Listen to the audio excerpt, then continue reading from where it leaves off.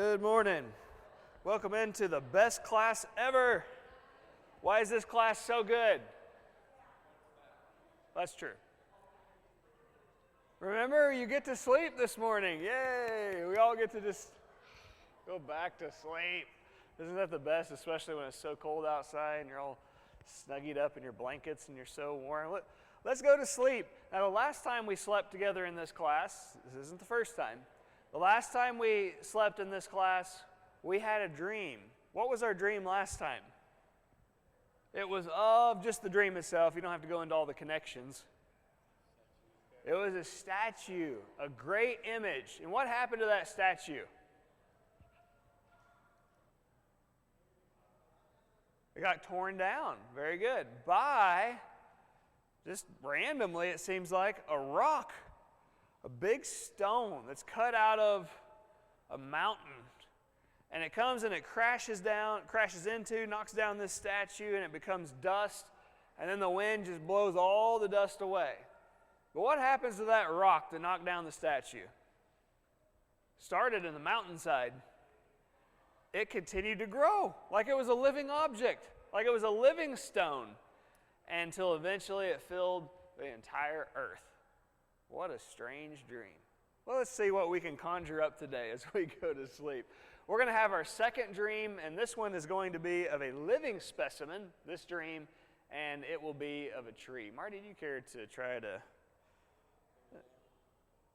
Oh, it's dead, that's why. You care to grab me a triple battery? Yeah, okay. Thank you, sir. All right. Huh?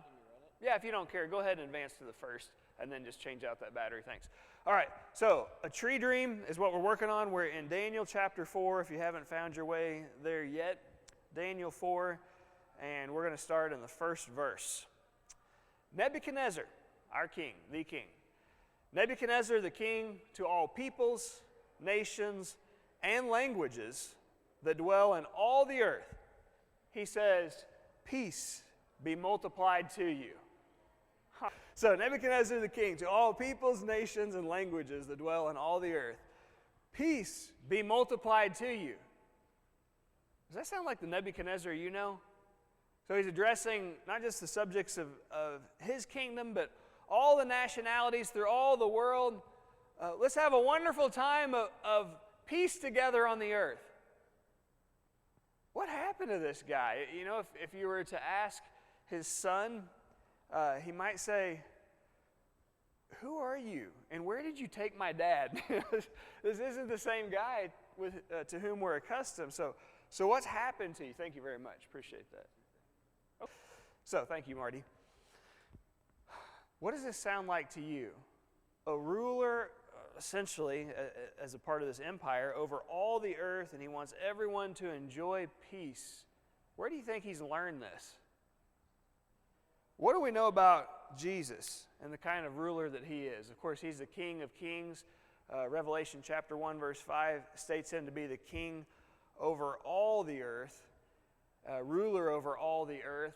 You remember what he was prophesied to be? Chapter 9 of Isaiah in the 6th verse. Isaiah 9:6. For unto us a child is born, unto us a son is given, and his name will be called Wonderful Counselor, Mighty God, Everlasting Father, Prince of Peace.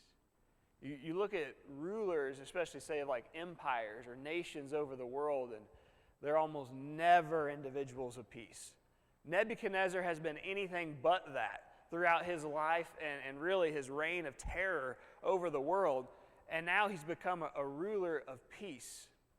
So that's the prophecy of Jesus, and somewhere between 750, 700 BC in Isaiah. And he comes onto the scene, and at the end of his life, he's standing before Pilate. And do you recall what it is that he states to the Roman governor? John chapter 18, verse 36. Jesus answered to Pilate, my kingdom is not of this world. If my kingdom were of this world, my servants would fight so that I should not be delivered to the Jews. But now my kingdom is not from here. If you have a reign on the earth, it's all about fighting, biting, clawing, scratching. It's often about expansion and getting more territory. That's if your kingdom is of the earth. But if your kingdom is of another place, then the thought is peace, love, joy. And do you see the hint it seems that we're getting here with Nebuchadnezzar? I want to reign now in my old age of peace. And so I proclaim this to all the citizens of the earth. One more I want to read. John 14, verse 27. Again, Jesus speaking. 14:27 of John. He says, "Peace I leave with you, my peace I give to you. Not as the world gives, do I give to you. Let not your heart be troubled, neither let it be afraid." When you have peace, you don't have to be concerned about trouble. And also, there's no room for fear. So when Nebuchadnezzar says what he does to all the nationalities of the world, chapter 4, verse 1 of Daniel, to all peoples and languages as well in all the earth, I want all of us to enjoy peace together. There is some kind of a change that's taken place with this man. And it seems like he's strongly in some way been influenced by the ruler of heaven. Let's see if that bears out as we go through chapter 4. So we continue in the second verse. "I thought it good to declare the signs and wonders that the Most High God has worked for me." I ask you to go back to our previous chapter that we studied last week, 3 and verse 15. Chapter 3 and verse 15. And here's what he had told the servants of the Most High God. "Now, if you are ready at the time you hear the sound of the horn, flute, harp, lyre, and psaltery, and symphony with all kinds of music, and you fall down and worship the image which I have made," that's good, he perceives. If you're engaged in idolatry and you follow everything I say religiously about the gods that I've created, you're a good subject. "But if you do not worship, you should be cast immediately into the midst of a burning fiery furnace." And he asks this question, "Who is the God who will deliver you from my hands?" And now the very next chapter we read in verse 2. "To all the citizens of the world, let's enjoy peace together. You don't have to be afraid of me. I'm not going to hurt you. In fact, I thought it would be good if I would declare to you the signs and the wonders that the Most High God over all has worked for me." This is a totally different man than what he used to be. All right, I know it's just one chapter from 3 to 4, but there are a lot of years that have expired between the two. We're looking at 30 plus years that have transpired since the events of the burning fiery furnace. And so we're standing now, if you're keeping track of this chronology, at 570 BC. Remember, the earlier events were about 600 BC, and so now we're about 570 BC. So over the last 3 decades, this guy has completely changed his tune. You remember I mentioned to you that when you start, he's just a complete egotistical maniac. He is a tyrant as a ruler. He is a persecutor of God's people. But with every story in Daniel and chapter, you see these slight changes in the man and how he talks about God's servants and how he talks about the Lord himself. By chapter 4, it's almost like he's become a convert of the God of heaven. So let's continue on in verse 3. He just keeps singing the Lord's praises. "How great are his signs, and how mighty his wonders. His kingdom is an everlasting." You know, before it was all about the greatness of himself and his own kingdom. Now it's about the greatness of God and his kingdom. "And his dominion is from generation to generation." If you're wondering, who's weirdo and what happened with him? Well, he's about to tell his story. Everybody has a story, don't they? Of the patience that God has shown you and the kindness that he's displayed. Well, Nebuchadnezzar is about to tell us his personal experience with the God of heaven. Verse 4. So here's where everything changed. "I, Nebuchadnezzar, was at rest in my house and flourishing in my palace." So if you'll notice in verses 2 and 3, it's all about God and his greatness. But as he looks back at his previous life, he's talking about how he felt. "I was at rest in my house, flourishing in my palace." You see, it was all self-centered, the existence before. Verse 5, "When I saw a dream which made me afraid, And that's saying something, because this guy doesn't display. I don't know if he experiences it regularly and he just hides it well, but he does not look like he's a fearful man. But he said, I saw in a dream, something that made me afraid. And the thoughts on my bed and the visions of my head troubled me. Therefore I issued a decree to bring in all the wise men of Babylon before me, that they might make to me the interpretation of the dream. Then the magicians, the astrologers, the Chaldeans, and the soothsayers came in, and I told them the dream, but they did not make known to me its interpretation. Why would he repeat the mistakes of the past? So he has his first dream, and he calls in all of these guys, and none of them are able to help. Although, in part, what does he demand of them the first time? Chaldeans, the astrologers, the magicians, the soothsayers, everybody's. What does he demand of them the first time? Okay, good. To tell him the dream itself and then its interpretation. Is that what you're going to say too? Okay, yeah. Well, good job, both of you. You're exactly right. This time's a little bit different. He calls in all of these and he says, I told them the dream.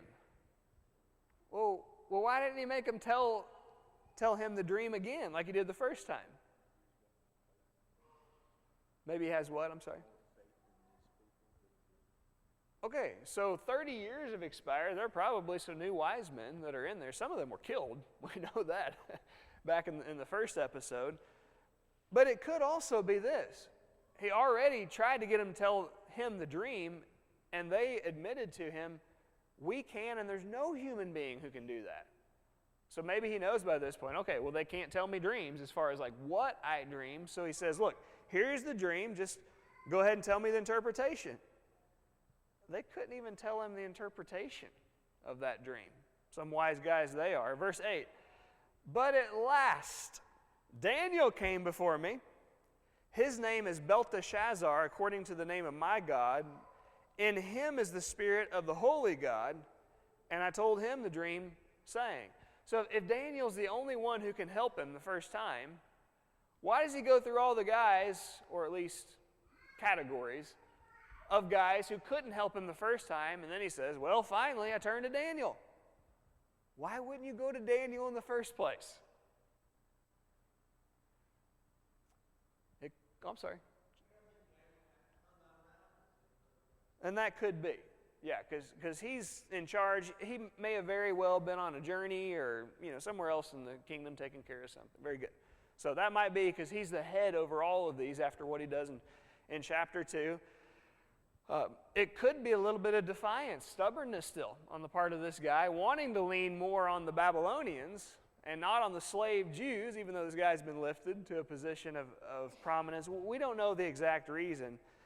I do find it interesting that the one who is consistently referred to in this government by Belteshazzar, how does Nebuchadnezzar at the end refer to this man? But at last, who came before him? Nebuchadnezzar speaking. Daniel. You remember what the whole purpose was of changing his name to Belteshazzar? Same with Hananiah, Mishael, and Azariah, to Shadrach, Meshach, and Abednego. What was the whole point?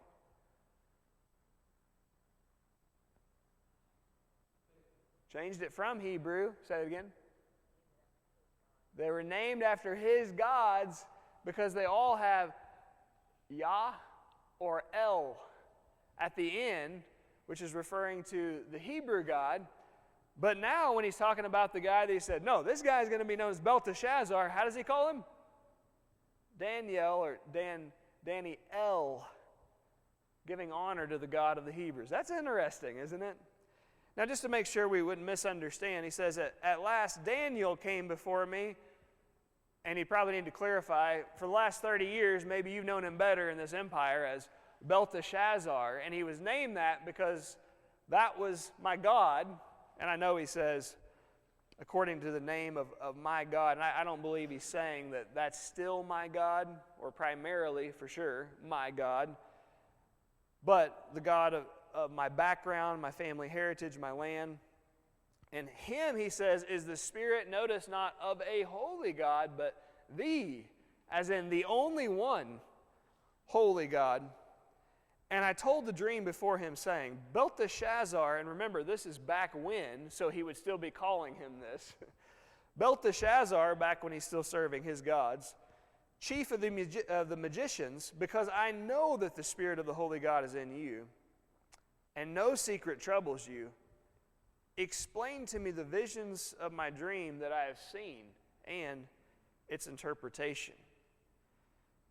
All right, so Belteshazzar, or Daniel, is chief of the magicians.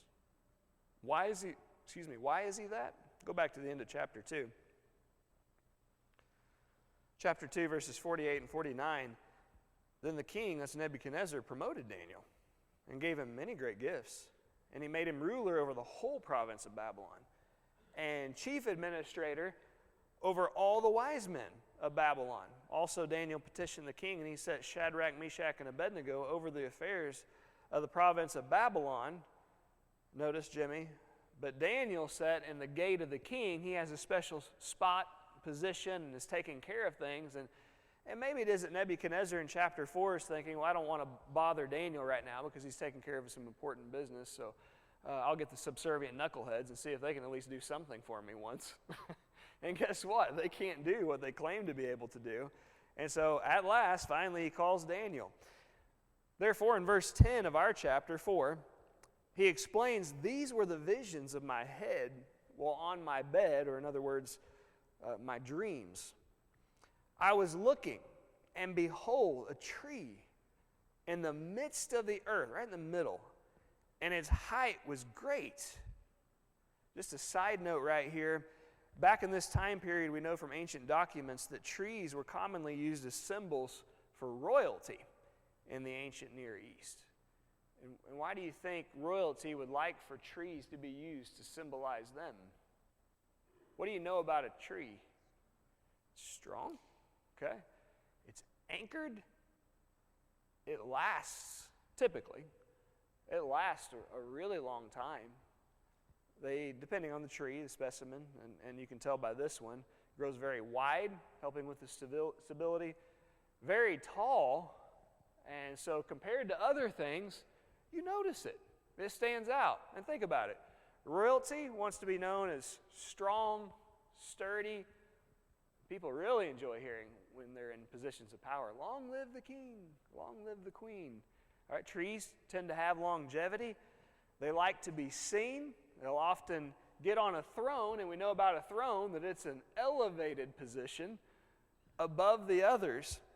And I believe this is probably why King Nebuchadnezzar is startled when he has this dream, because it's pertaining to a tree, a great tree in the middle of all the earth, and he's probably thinking, I feel like that's me. He's had dreams about himself before. And so he's trying to figure this out. We find more details in verse 11. The tree grew and became strong. Its height reached to the heavens. So this is taller than any tree you've ever seen. And it could be seen to the ends of all the earth. That's a fascinating statement, all of itself. Right in the middle of the earth, there's a tree that's growing, and it's so tall, everybody across the entire world could see it all at the same time. Verse 12, its leaves were lovely. It's a beautiful tree. Its fruit abundant, and in it was food for all. So there's responsibility here for, to some degree, taking care of, or at least the possibility of taking care of the needs of the entire world from this one tree. The beast of the field found shade under it. The birds of the heavens dwelt in its branches, and all flesh was fed from it. Verse 13, I saw in the visions of my head while on my bed, and there was a watcher, a holy one, coming down from heaven. Who do you think this would be? A watcher, a holy one that comes from heaven. Not the watcher, but there's more, it would sound like. Angels, good. Is that what you'd... I'm sorry. Okay. But yeah, it would seem like probably angels, they're referred to sometimes as holy ones, which would make a lot of sense. And I like that term, watchers. What do you think the purpose of angels really are? To watch, to keep an eye on. Why is it important that they would see things at times taking place with humanity? In particular, with you and with me. What's their job? Hebrews chapter 1, we had this, I know it's been a couple Wednesday nights ago, but verses 13 and 14, are they not all ministers or servants sent forth to minister to those who will inherit salvation? And so it would be important for them to be able to perceive some things that are taking place among us in order to minister to us in various ways. So Nebuchadnezzar says, I see in the visions of my head while on my bed, and there was a watcher, a holy one, it would seem to be an angel, coming down from heaven. He cried aloud and said thus. By the way, I've pointed out a few times about, and you know this already anyway, that Daniel is the book of Revelation concealed. Revelation is the book of Daniel revealed. And when so much information is being sent from God through Jesus Christ to John the Revelator, how do these messages consistently get communicated? Time and again, he says, and I saw an angel, or and I heard an angel, okay? So that's yet another similarity between the two. Nebuchadnezzar says, I saw an angel. And he came down from heaven and he's communicating a message. He cried aloud and said thus, chop down the tree and cut off its branches, strip off its leaves, and scatter its fruit. Let the beast get out from under it, and the birds from its branches. I want us to pause here as servants of the Most High God. We should already know this. But when we read about trees getting cut down in figurative language in the Bible, what does that usually insinuate? The end. Good. What else? Condemnation. Good. Or judgment.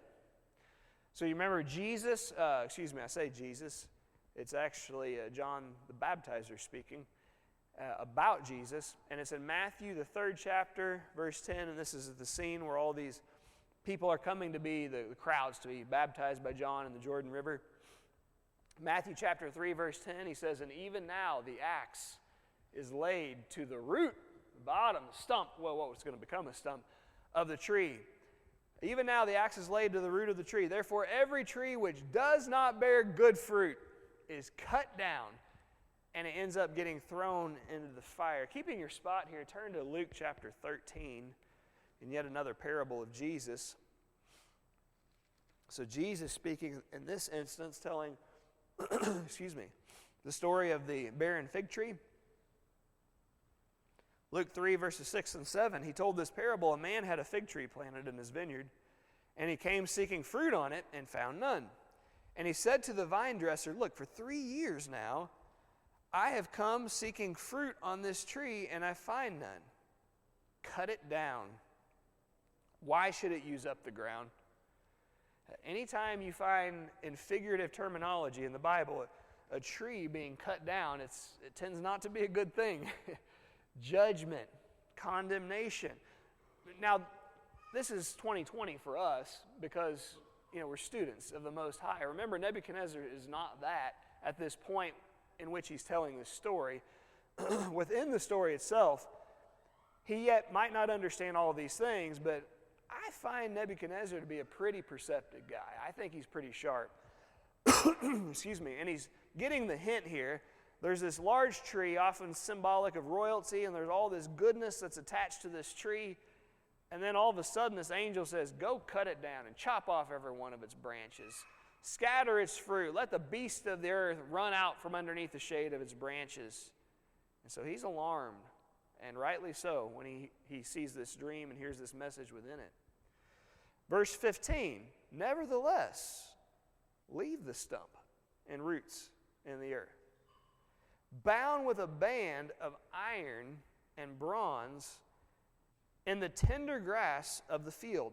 Let it be wet with the dew of heaven, and let him graze with the beasts on the grass of the earth. Any ideas as to why this stump might be bound in iron and bronze? Okay, all right. I'm sorry. I should have. Very good. I want you to hold on to that, okay? We'll try not to get to his application or so much of it just yet. No. Yeah, I'm just talking like from a standpoint of botany, or I believe the particular within the category is dendrology, if I'm not mistaken, with trees. Why would you put a band around a stump? Okay, think so? Anything else? You? Very good, very good. It's to hold it together. It would keep the stump from splitting. What happens when a stump splits? And thinking like you cut down a tree. It's a living specimen, right? And you cut it down, and if that stump ever splits, it's going to die if it splits, first of all. But if you keep it bound together, and I don't know a lot about this, I do remember someone in the field telling my dad, when you cut down a tree, if you'll put like with your chainsaw, cut an X in it. Have you heard that? That helps to take care of it. You don't have to worry about it anymore from growing back. But if you try to hold and keep it all intact, then a lot of times you'll see new life that sprouts out of that stump. Not necessarily a guarantee, but it can be a challenging process killing a tree. We have one, I don't even know what kind of tree it is. It's I guess you call it a mutt tree is what it is. But it's by our deck, and that thing, we cut it down to the base, excuse me, twice a year. I have poured and poured, when I made homemade ice cream, all the salt on top of it. That thing is as live and well as it's ever been. I mean, every year. You know how it is. When you want to kill a tree, it's like you can't do it. Now, there's a process you can go about it, and especially it's getting that stump to split open. That's going to kill it if you can do that. But if you hold it together, that gives the chance for it to live again. All right, moving on down. And I will say this, though. Iron and bronze, now I'm going to hold on because I told you to hold on, so I'll hold on too. Okay, I'll follow suit. Verse 16, let his heart be changed from that of a man. Let him be given. So this seems to be pretty obvious in the application, though, that this represents a person, or at least is connected strongly to a person. Let his heart be changed from that of a man. Let him be given the heart of a beast, and let 7 times pass over him. So a man's going to start acting like an animal. What is this termed in what would it be? Psychology, I guess. This is called zoanthropy. Zo, short for zoo. Why do you go to the zoo? You see the animals? Okay. Anthropy, like anthropology, the study of what? Human beings. And so literally it's animal-human is what this word means, zoanthropy. Animal-human. There is a condition. I don't know that it's the same thing as furryism, but there is a condition in which people genuinely, when their minds aren't operating correctly, they start thinking that they're animals, and they literally start acting like animals. Okay? So that seems to be the reference. Let 7 times pass over him. You know what a time represents in Daniel and prophetic literature? It's widely believed, now this isn't, we're never told a time equals, but it's widely thought and agreed upon, and it fits numerous prophetic interpretations that it's in reference to a full year. So that 7 times, or 7 years would seem to be the case, pass over him. Then we had this memory verse in our introduction to Daniel. This decision is by the decree of the watchers, the angels. And the sentence by the word of the holy ones, probably the angels also, in order that the living may know that the Most High rules in the kingdom of men, gives it to whomever he wills, and sets over it the lowest of men. We're going to find this statement not once, not twice, but 3 times in Daniel, the 4th chapter. Very fitting. 3 is which number? No? That's okay. Divine. There we go. Okay. Yeah. Okay, we had 7, so that is perfection there. It's the divine number. And think about the message The whole purpose here is to make everyone on earth know that the Most High, or the divine, rules in the kingdom of men, gives it to whomever he will, sets over at the lowest of men. 1, 2, 3, divine. The divine one's in charge is the message. So that's Old Testament, though. It's a long time ago. Has anything changed today? Romans chapter 13, verses 1 and 2, let every soul be subject to the governing authorities, for there is no authority except from God. And the authorities that exist, meaning the individual rulers, are appointed by God. Therefore, whoever resists the authority resists the ordinance of God, and he who resists will bring judgment on himself. I've heard the suggestion that today in the church, it's different than it was in Bible times as far as God's direct involvement in governments. And how about Revelation chapter 1, verse 5? Jesus Christ is the ruler over the kings of the earth. He's still in charge. He always has been, always will be. I'm convinced this means every government in the world, where it is, how it exists, its style of government, even down to its individual rulers at an exact period of time, is all in line with his perfect will and the plans that he has. As we've discussed many times, it doesn't always mean that we get the ruler that we want, but it does mean that a people generally gets the ruler that those people deserve. All right, verse 18 of Daniel 4. This dream I, King Nebuchadnezzar, have seen. Now you, Belteshazzar, declare its interpretation, since all the wise men of my kingdom are not able to make known to me the interpretation, but you are able, for the Spirit of the Holy God is in you. It's almost like Daniel's become the king's right-hand man over the last several decades. You can always count on Daniel because of the wisdom that is found in him. So let's look at the interpretation of this dream starting in verse 19. Then Daniel, whose name was Belteshazzar, was astonished for a time, and his thoughts troubled him. So the king spoke and said, Belteshazzar, do not let the dream or its interpretation trouble you. Belteshazzar answered and said, my lord, may the dream concern those who hate you, and its interpretation concern your enemies. I feel like Daniel has grown quite fond of the king also. I don't want this to be true, like selfishly, personally, but you asked, and I didn't want to tell you. I was hesitating. But you said, no, tell me, and therefore I'll let you know what the truth is. Verse 20, the tree that you saw, which grew and became strong, whose height reached to the heavens, and which could be seen by all the earth, whose leaves were lovely and its fruit abundant, in which was food for all, under which the beasts of the field dwelt, and in whose branches the birds of the heaven had their home. It is you, O king, who have grown and become strong. Remember, trees representing royalty in the ancient Near East. For your greatness has grown and reaches to the heavens, and your dominion to the end of the earth. I don't think Nebuchadnezzar's surprised to hear this part. I believe what's troubled him so much is seeing this tree cut down. And so Daniel's getting into this part now in verse 23. And inasmuch as the king saw a watcher, a holy one, would seem to be an angel, coming down from heaven and saying, chop down the tree and destroy it, but leave its stump and roots in the earth, bound with a band of iron and bronze and the tender grass of the field. Now, in the first dream, I find this fascinating. We also encountered these substances, didn't we? Iron and bronze, and a little different. I don't think this is a reference to the future kingdoms here. Let's consider the concepts of iron. What do we determine about iron? It's strong. Good. What do we determine about bronze?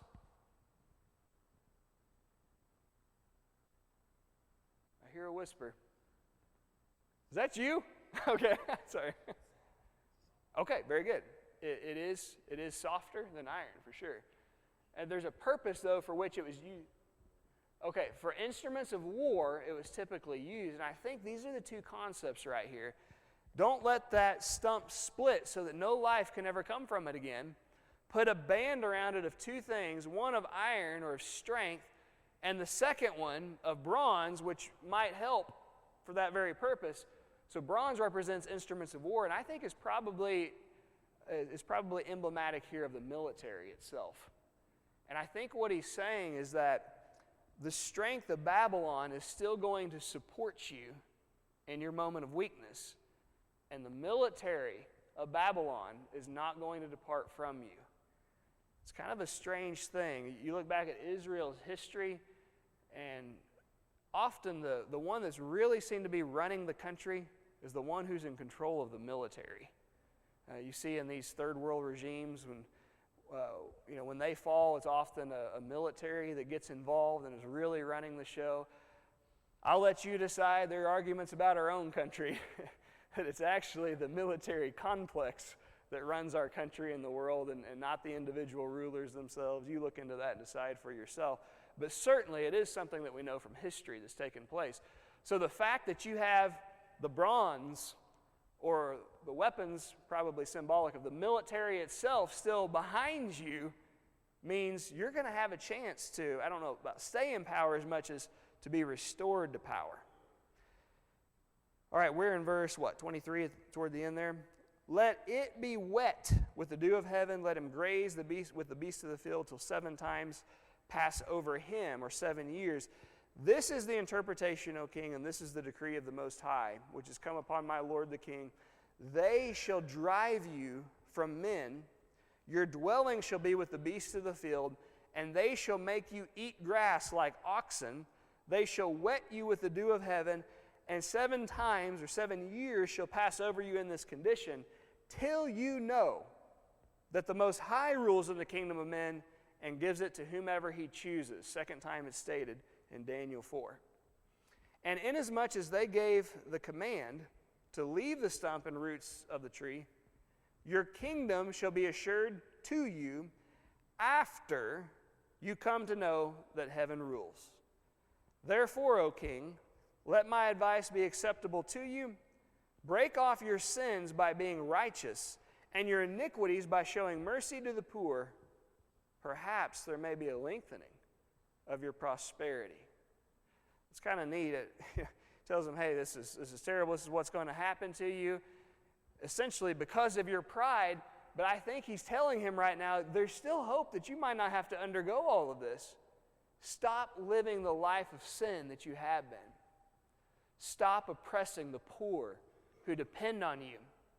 And let's see if the God of heaven will change the sentence that he's made against you. Why would there be any hope? Has this ever happened in Scripture before, when there's doom that's prescribed to a king and his country, and the people turn, and then God says, well, okay, I see what you've done. I'm not going to do what I said I'd do then. Has that ever happened before? Where does that come to mind? How about Manasseh? Arguably the worst of God's rulers as king. And after many decades, he humbles himself, and God doesn't bring the destruction in his lifetime that he promised that he would. How about with a pagan king and a pagan nation? Any place come to mind, and any king? How about Jonah with the Assyrians? And he proclaims a fast at the message, hey, you're going to get what you deserve for your sins. And God looks down, and he relents from all the disaster that he said he would bring on that place. Now, eventually they get it, but because of future sins, not because of those from which they had repented at this time. I think that's what Daniel's telling him. King, you don't have to go through, I'm going to guess, because I know my God and his character, the way he operates. Just break off your wicked life and take care of people instead of oppressing them, and let's see if he changes his mind. Verse 28, all this came upon King Nebuchadnezzar, which would tell you that he did not change his mind. At the end of 12 months, he was walking about the royal palace of Babylon. The king spoke, saying, is not this great Babylon that I have built for a royal dwelling by my mighty power, the honor of my majesty? This is a selfish guy, egotistical. Listen to this, verse 31. While the word was still in the king's mouth about how great he is and all of his accomplishments, while the word was still in his mouth, the voice fell from heaven. King Nebuchadnezzar, to you it is spoken, the kingdom has departed from you, and they shall drive you from men, And your dwelling shall be with the beasts of the field. They shall make you eat grass like oxen, and 7 times, 7 years probably, shall pass over you until you know that the Most High rules in the kingdom of men and gives it to whomever he chooses. 1, 2, this is the 3rd time this is stated verbatim in this chapter. That very hour the word was fulfilled concerning Nebuchadnezzar. He was driven from men and ate grass like oxen. His body was wet with the dew of heaven, till his hair had grown like eagle's feathers, and his nails like bird's claws. I was just looking on the way here. My nails could use a clipping today. I think it's been a week. Can you imagine going 7 years without trimming your nails? I might not look much different if I go 7 years without trimming my hair. For him, I'm going to guess he probably has a little more to deal with. Verse 34, at the end of the time, I, Nebuchadnezzar, lifted my eyes to heaven, and my understanding returned to me. And I blessed the Most High and praised and honored him who lives forever. For his dominion is an everlasting dominion, and his kingdom is from generation to generation. You see the change in tune in the way he's thinking in his mind now and speaking? Before, look at this great city which I have built for my majesty. And now at the end of these 7 years, it seems that God gives him enough of a mindset to be able to sort through. And he says, I bless the Most High, I praise and I honor him who lives forever. His dominion is an everlasting dominion. His kingdom is from generation to generation. Verse 35, all the inhabitants of the earth are reputed as nothing. He does according to his will in the army of heaven and among the inhabitants of the earth. No one can restrain his hand or say to him, what have you done? At the same time, my reason returned to me, and for the glory of my kingdom, my honor and splendor returned to me. My counselors and nobles resorted to me, and this might be representative of the iron, that they never tried to overthrow the king or to turn their backs on him. Again, I think the bronze is probably the military power of the country stayed behind him. I was restored to my kingdom, and excellent majesty was added to me. So Nebuchadnezzar, what's the result of this?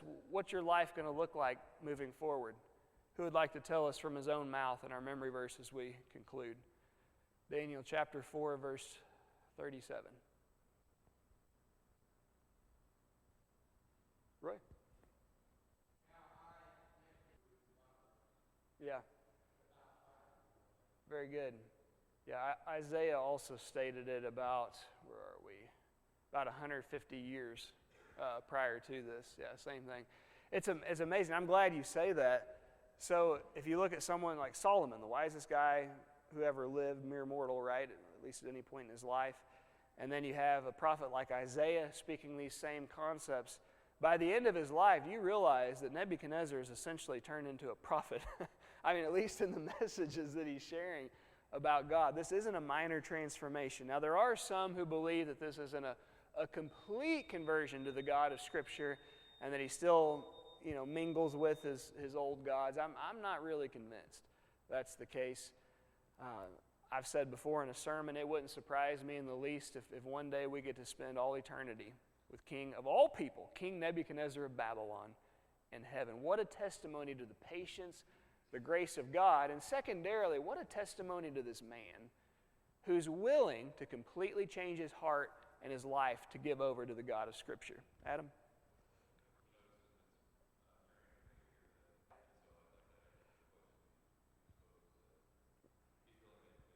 Very good. I think you're right, Adam. Maybe it's me being too optimistic, but I don't see any evidence to the contrary. I believe it's 100% hand over to the Lord to surrender to him. Thank you for that. So this is the end of Nebuchadnezzar's life.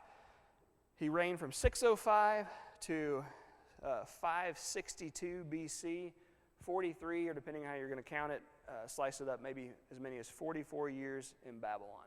Next time we get together, we have a new king of the Babylonian Empire, and we're going to skip from chapter 4 to chapter 7. The reason being, we're going to try to keep chronology through Daniel. We'll come back and cover the others when the time is right. But for now, chapter 7, all 28 verses, please read. Our memory verse is going to come from a messianic prophecy in Daniel 7, the 13th verse. Daniel 7:13, memory work. Okay, anything else before we dismiss for a few? All right, enjoying Daniel together. Thank you very much.